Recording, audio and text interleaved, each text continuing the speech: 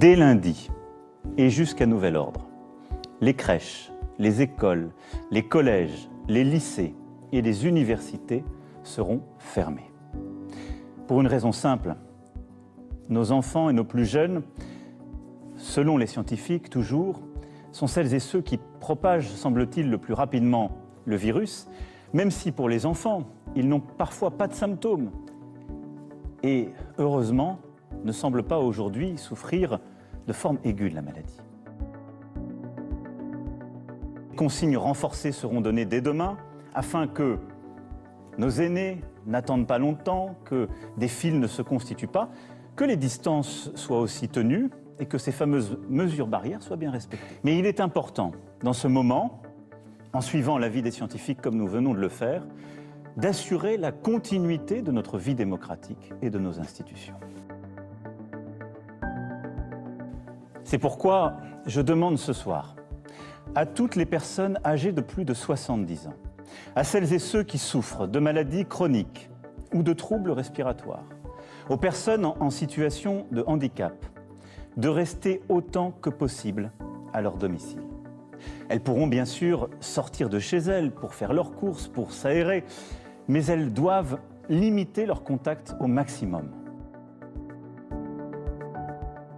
Je demande aux entreprises de permettre à leurs employés de travailler à distance.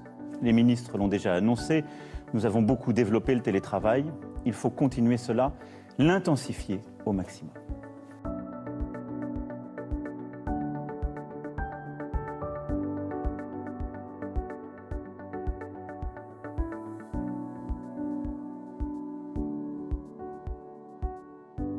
Les soins non essentiels à l'hôpital seront reportés, c'est-à-dire les opérations qui ne sont pas urgentes, tout ce qui peut nous aider à gagner du temps. La santé n'a pas de prix. Le gouvernement mobilisera tous les moyens financiers nécessaires pour porter assistance, pour prendre en charge les malades, pour sauver des vies, quoi qu'il en coûte.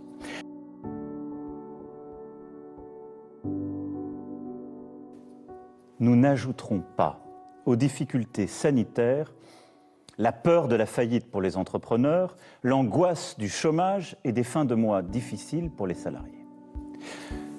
Aussi, tout sera mis en œuvre pour protéger nos salariés et pour protéger nos entreprises, quoi qu'il en coûte, là aussi.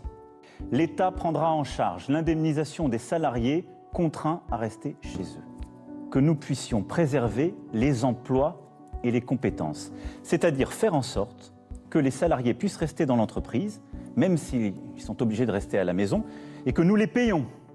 Je veux que nous puissions protéger aussi nos indépendants.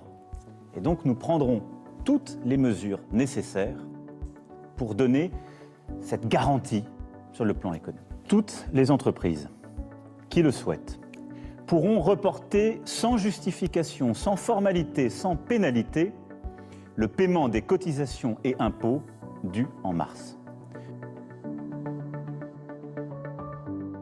L'ensemble des gouvernements européens doit prendre les décisions de soutien de l'activité, puis de relance, quoi qu'il en coûte.